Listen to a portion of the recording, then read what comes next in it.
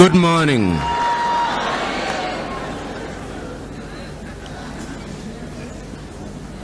Good morning.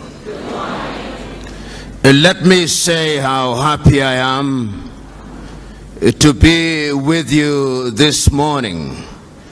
I've already been told that the congregation here present represents a number of countries from within the continent of Africa and from outside of Africa, and that it is, in a manner of speaking, the United Nations in microcosm.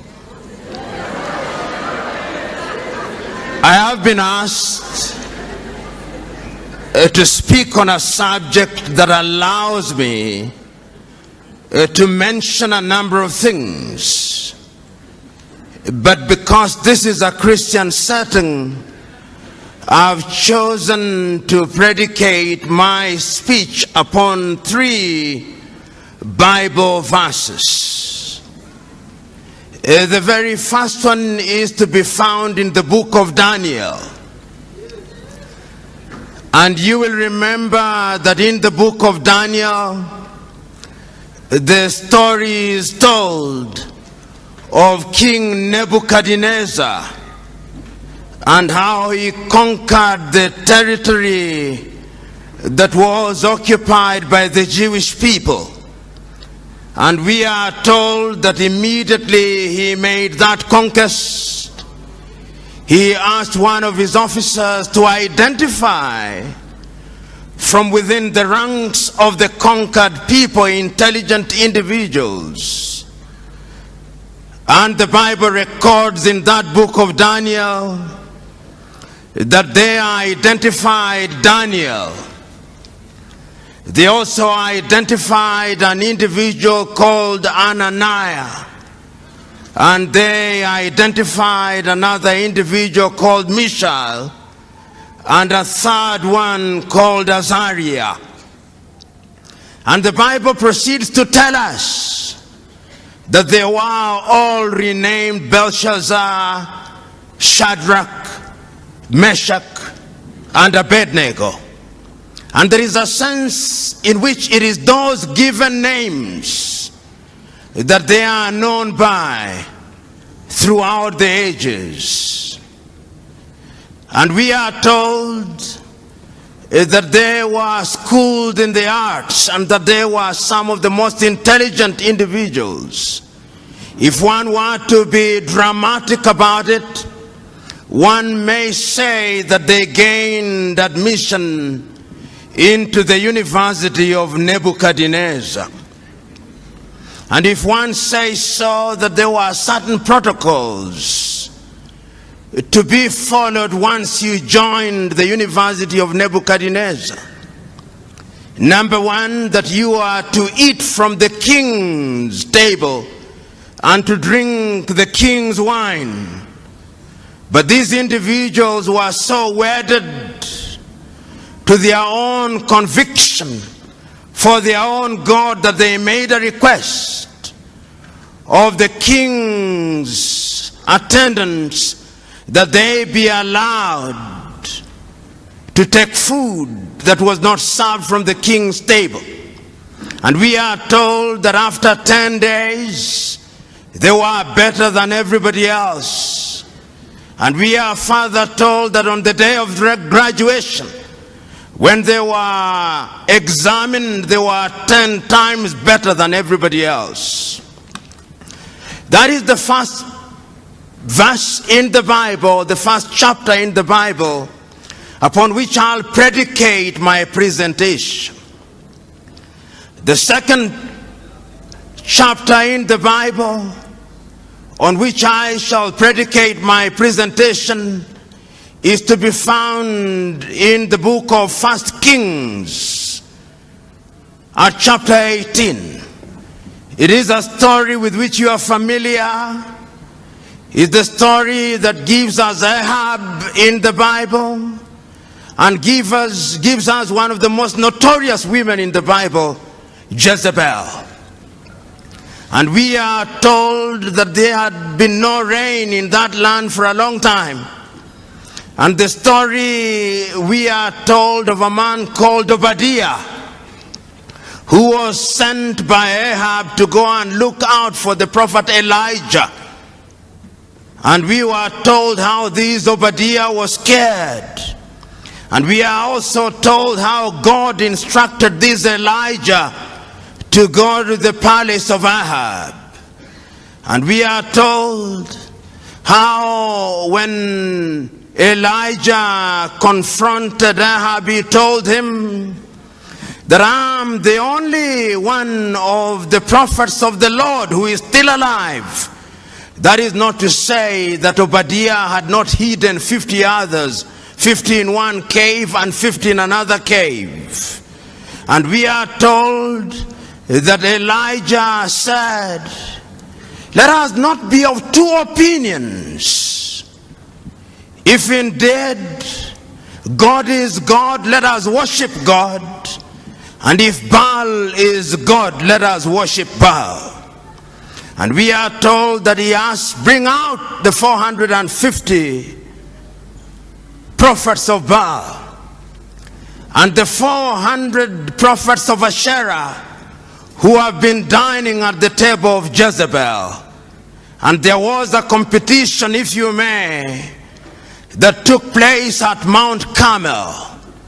And the story is told of how they prayed unto their God and how they were mocked by Elijah and nothing came to pass. And ultimately, when Elijah had his opportunity, we are told that fire came down from heaven and it consumed everybody else. And we are told how the prophets who of Baal were then executed. Then the final chapter in the Bible, book in the Bible, if you may, that I want to refer to is the book of the prophet Joshua, chapter 24 to be exact. And this is a very critical time when Joshua has taken over from Moses and the Israelites are about to go into the promised land. And we are told that Joshua gathered all the children of Israel, and the story is told of how he reminded the people when they were across the river that Abraham's father Terah worshipped gods other than the real God. And he tells the people, choose you now whom you shall serve. Shall you serve the gods that your fathers worshipped across the river, or the Lord of the Amorites in whose land you dwell? As for me and my house, we shall serve the Lord. I've chosen to predicate my conversation with you this morning 3 chapters in the Bible, because even if you chose not to be a Christian, they are relevant, particularly to young people and particularly to young Africans. And I'm acutely aware that there are other people who are not Africans, and that is also acutely relevant to you, because I've been asked to talk about the time is now. And let me speak to my African brethren first. Just this morning when I woke up, I was listening to somebody who is going to be the presidential candidate in Sierra Leone, the former Director General of UNIDO. And he was wondering to himself, why is it that Africa continues to punch below her weight, economically, politically, and otherwise? We are a continent of 1 billion people, but we cannot feed ourselves. We are a continent of young people, but there is a sense in which we have no faith in ourselves. We are a continent with resources like no other continent on earth. Yet there is a sense in which we are still in the ghettos of human civilization. We are a continent which, in the words of Afro-pessimists, is a scar on the conscience of humanity. Which begs the question, what is it that we are not doing right? This particular individual said, and this is what he said, that Africa still suffers from the Garden of Eden syndrome. And the Garden of Eden syndrome is that God has placed you into the Garden of Eden and you partake of the fruits without any labor. We have forgotten that after the fall of man, there was a divine instruction: go out and subdue the world, because from the sweat of thy brow thou shalt eat. There is a sense in which the 3 books in the Bible that I talk about speak to my agenda. They speak to the entire question of choice. And let me tell you one thing. The African continent has been traumatized and remains traumatized to date. Africans were enslaved. Africans were colonized.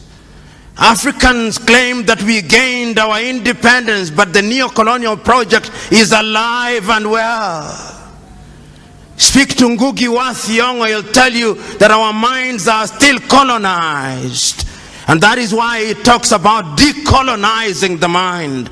Because throughout the ages, the battle has always been the battle of the minds. That is why it is won and lost.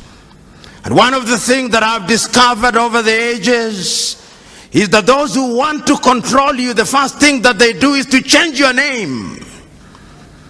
Even God changes his name when he wants to deal with you. When you are Abraham, he makes you Abraham. When you are Sarai, he makes you Sarah. And the very first thing that the colonialists did was to change our names, to convince us that a Christian name could only be Andrew and Mary and Jane and all these other names, that Kamau cannot be a Christian name, that Njoroge cannot be a Christian name, and we believed it. And I'm submitting to us that there is a sense in which our minds are not free. I'm submitting to us that even your generation is not free. I'm submitting to us that in that book of Daniel, even though their names were changed to Shadrach, Meshach, and Abednego, and Belshazzar, there is something that they did not allow to change in them. They refused to eat meat or anything that was sacrificed to the idols. And you remember that day when Nebuchadnezzar put forth an image which was 6 cubits high and 6 cubits wide. And they reported to Nebuchadnezzar that this young man had refused to worship this idol. The young man said, we shall not worship it because the Lord that we serve is going to save it. But even if he does not, we shall not bow down. And the story is then told that when they were thrown into the fire, those who threw them into the fire were consumed by the fire. But within a few minutes, Nebuchadnezzar himself said, but we threw in 3 of them, but there appears to be a 4th man who is like the son of the gods. I'm submitting to us that at all critical times in history, we have to make painful choices. I'm speaking to you Africans who are Christian, who are present here. What choices have you made? Have you made choices to run away to the United States to get the green card? Is that your choice? Have you made a choice to run away to Europe to flip hamburger? Have you made a choice to run away, to go to Europe and to be humiliated at the embassies of the United States of America, Australia, and the United Kingdom?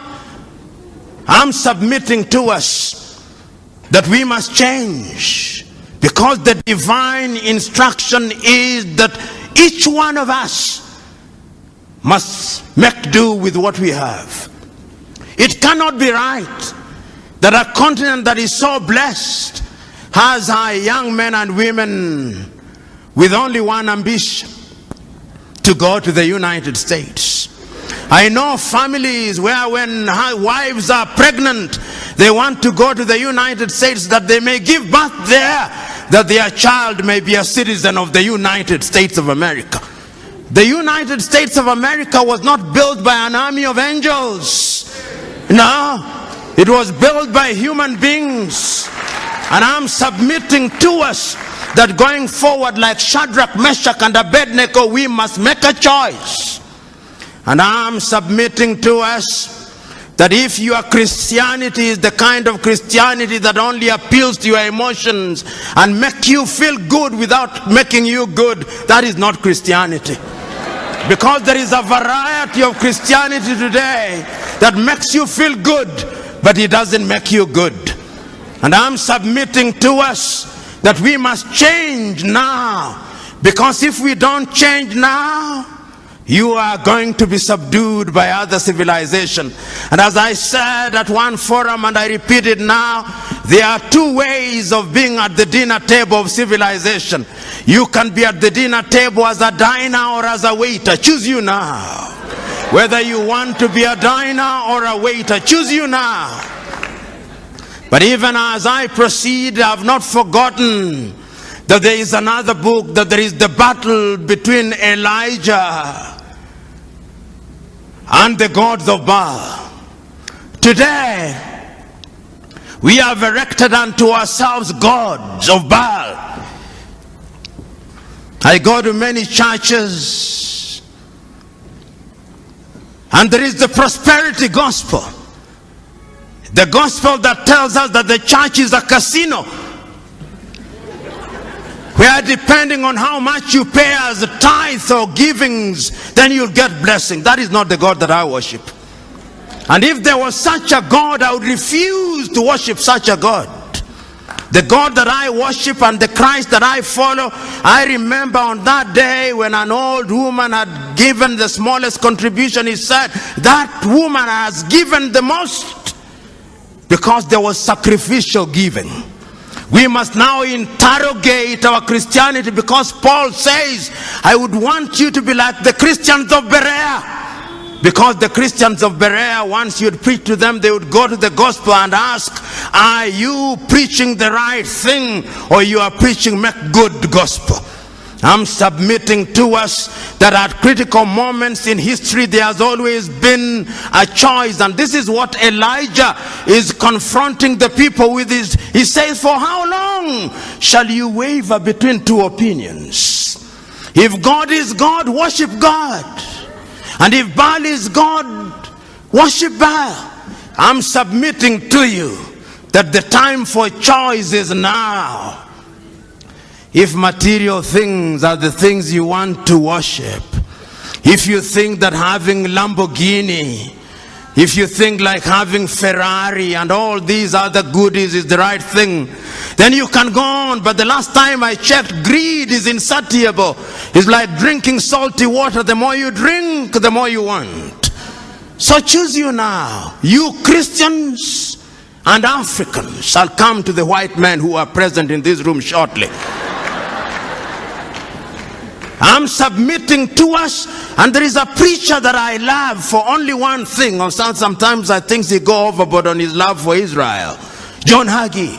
And he says one thing that I love: the uncompromising message of Jesus Christ. It is the same yesterday, today, and tomorrow. So that there is no question of humoring you in the church. It is telling you as it is.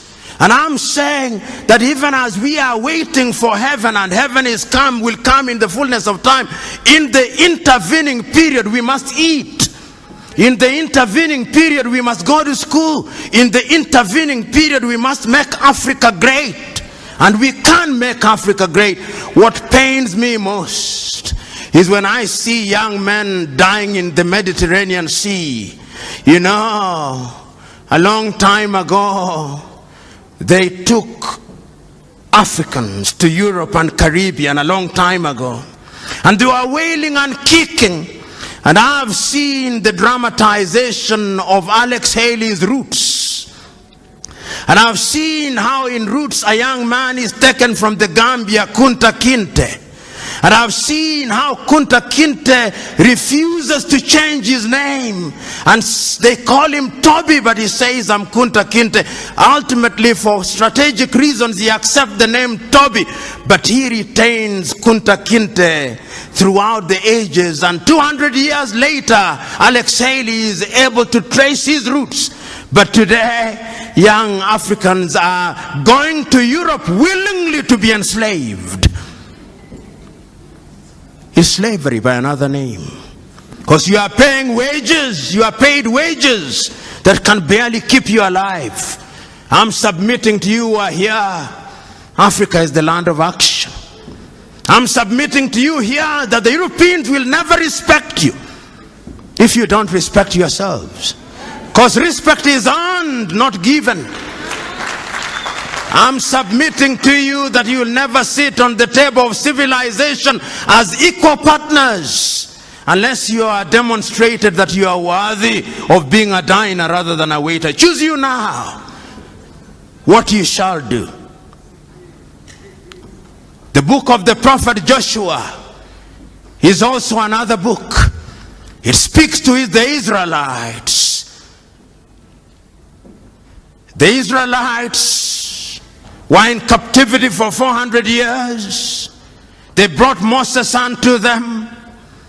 Moses delivered them. But at critical moments, they wanted to go back to the flesh pots of Egypt. At critical moments, God parted the Red Sea. At critical moments, there was a pillar of fire to separate them from the Pharaoh. But they still went back to their old ways. And an aging and a dying Joshua is telling them the point for making the choice is now.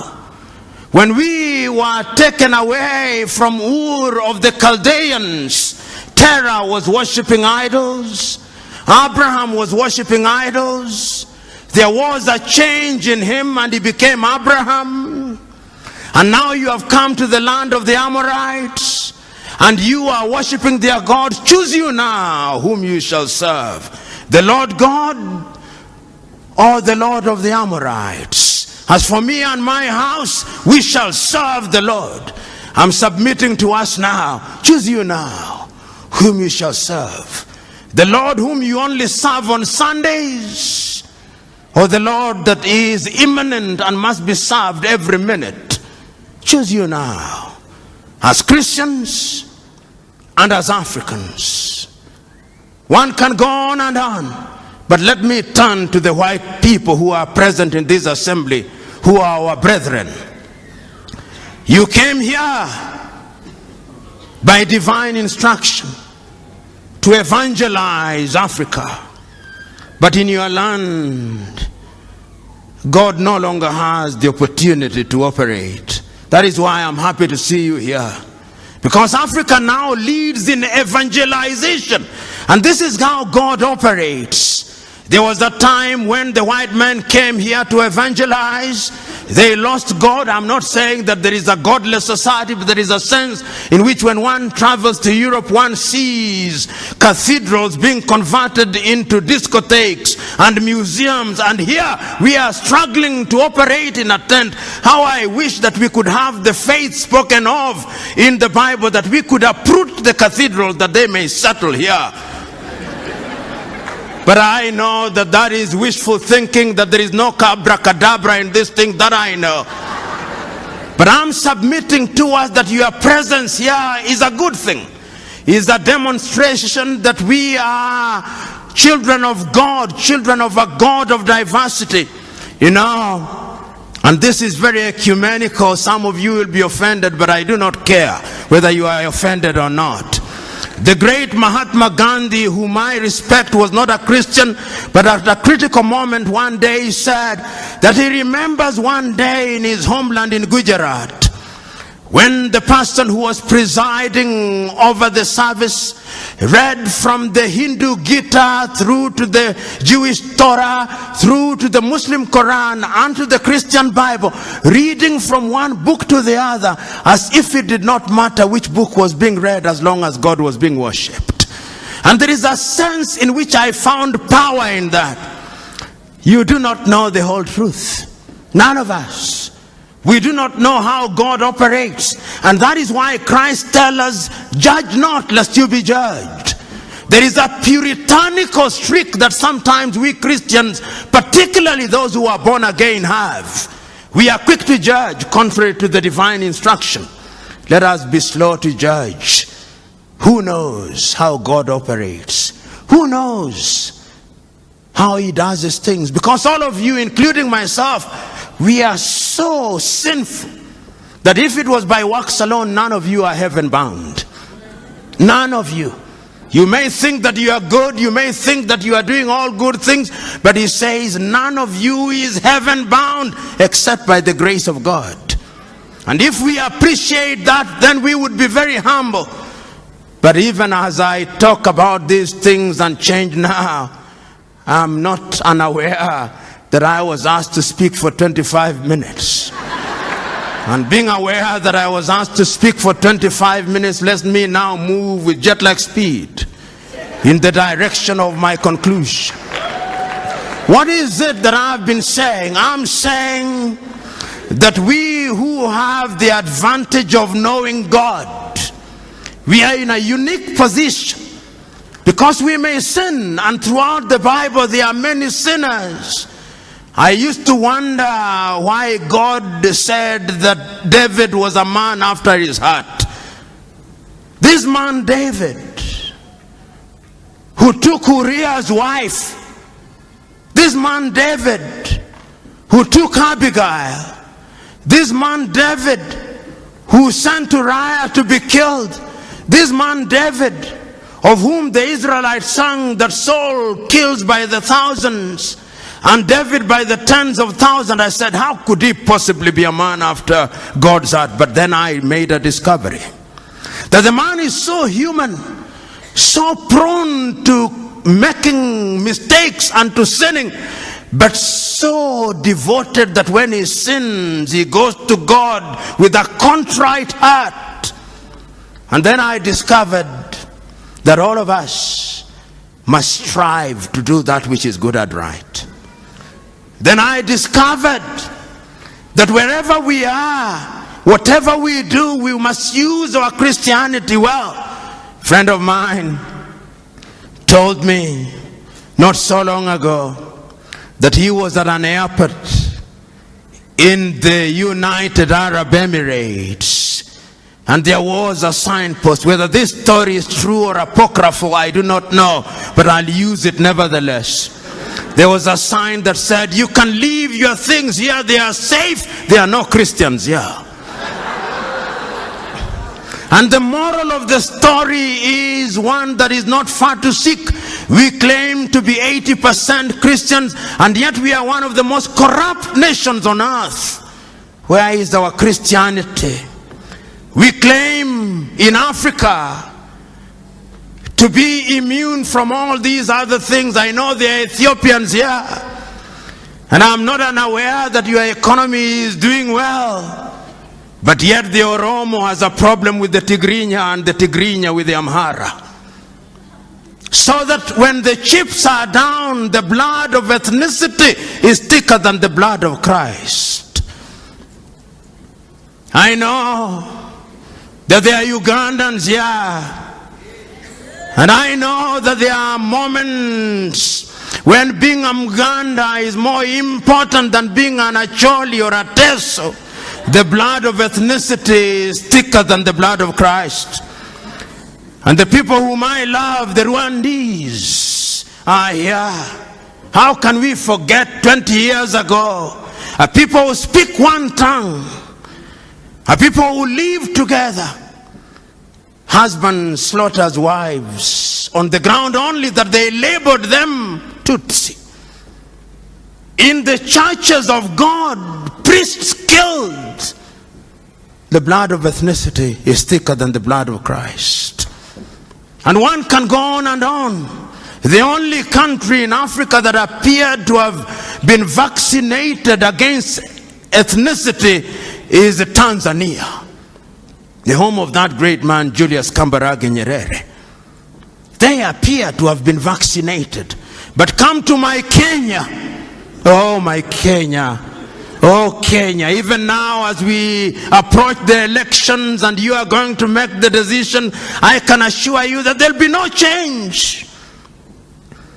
Because the formations we have are merely tribal alliances, and if one were to be blunt about it, on one side, the Kalenjin elite and the Kikuyu elite have ganged up and they have hypnotized their tribesmen and persuaded them that it's only by electing them that their circumstances will change. It will not. On the other side, there is another arrangement called NASA. This is also an assembly largely of the Luo of Kenya, the Kamba, the Luhya, and a few other tribes, and their leaders, the elite, have hypnotized their tribesmen. They cannot think nor reason. So that what we are going to have in Kenya on the 8th day of August is not an election on any issue. They'll not talk about agriculture, about education, about unemployment, the critical things. It is going to be an ethnic census to determine which formation brings together the largest number of tribes. So those of you who think there will be dramatic change, you'll be disappointed. As I said elsewhere in Kiswahili, nyani ni wale, misitu ndio imebadilika. I'm saying that the monkeys are the same, the forests have changed. And if you ever doubted me, there was once a forest called COD, there was once a forest called ODM, it has now changed into NASA. There was once a forest called URP, there was once a forest called TNA, it is now Jubilee. Nyani ni wale, na hulka zao ni zile. So you who are here, you who are Kenyans, when you go to vote on the 8th, what will you be voting for? Agriculture, employment, or modo wa nyoba? You who are from the Luo extraction, when you'll be voting Oduadu or health and education. Who will betide you? Because the question has always been, choose you now whom you shall serve, the Lord of the Amorites or the Lord God. As for me and my house, we shall serve the Lord. You know, one of the things that I find painful is for anybody to tell me to vote an individual because he's from my ethnic group. It is the greatest insult. Why did I go to school?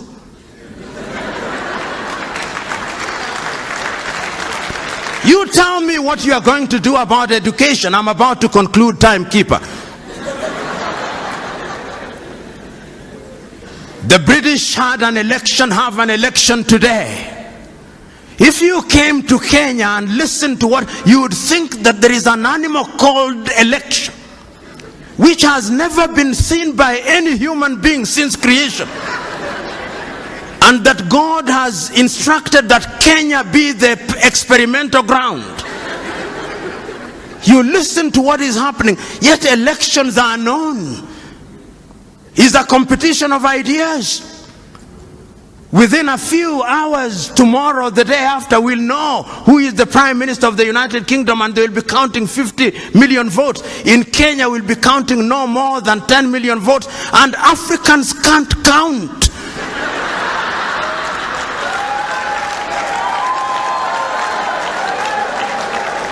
When it comes to elections, Africans can't count. And Africans never lose elections. Africans are rigged. How can you run a continent like that? Yet we claim to be Christians. If you go to the Germans, they'll have an election. And within a few hours, they'll have results, because it is a competition of ideas. You know, when you look at Europe, the reason why Europe is ahead of us. How many of you, and this is what I must conclude with.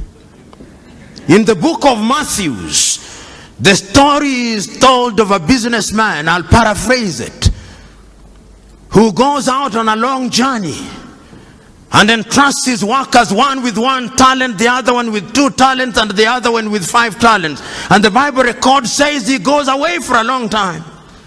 And when he comes back, he goes to the one who was given 2, and he says, Lord, you gave me 2, I've worked on it, and is now 4.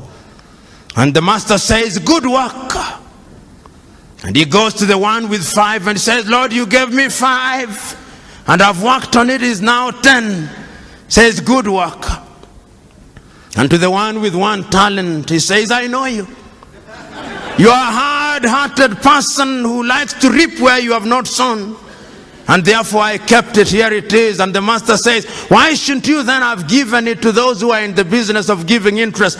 And the Bible records, and to those who do not have, even the little that they shall have shall be taken away, and it shall be given to those who have. We have, but we don't utilize. That is why God has now brought the Chinese to take it away from us. That is why God has brought all these people to take it away, because we do not know what it is. I can go on and on, but what is the wisdom of going on and on? When it is so clear that we must make a choice. So I'm submitting to us in conclusion that this is the choice. The choice that we are confronted with is the choice that Shadrach, Meshach, and Abednego were confronted with. To choose to worship the god idols erected by Nebuchadnezzar, or to remain faithful to their agenda. The choice that you are confronted with is the choice that Elijah presented to the prophets of Baal. Choose you now. Do not waver between 2 opinions. If the Lord is God, serve the Lord. If Baal is God, serve Baal. And the latter day Baals come in the form of cars, houses, and other earthly things. The other choice is the same one that Joshua gave to the Israelites. Choose you now whom you shall serve, the Lord whom your fathers worshipped across the river, or the Lord or the God of the Amorites in whose land you serve. As for me and my house, we shall serve the Lord. I'm submitting to us that you young Africans must change Africa. You young Africans must do something for Africa. And you are not going to do it by tweeting, no. You are not going to do it through Instagram, no. You are not going to do it through Facebook, no. You are not going to do it through social media, no. The last time I checked is that you must roll up your sleeves. You must roll up your sleeves and go into the arena of action. Suffer, sweat, plant the tree in the knowledge that those who plant the tree may never enjoy its shadow, but the joy is that the planter of the tree has planted the tree. Another generation will water the tree, another generation will prune the tree, another generation will enjoy her shade. God bless you.